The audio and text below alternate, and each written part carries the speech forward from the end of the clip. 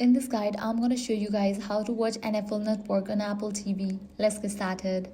The easiest method is to download the official NFL app from the Apple TV App Store. Open the App Store, search for NFL and select Get to install the app. Once installed, open the NFL app, go to Settings, select Account and choose how you want to sign in. If you have a participating TV provider, select Link TV Provider, then follow the on-screen instructions to enter the activation code and sign in with your provider credentials. You can also sign in with an active NFL Plus account if your subscription includes access. After signing in, open the Live or NFL Network section to start streaming. Alternatively, if your live TV service includes NFL Network, you can download apps such as YouTube TV, Hulu Plus Live TV, Fubo or Sling TV on your Apple TV and watch NFL Network directly through your provider.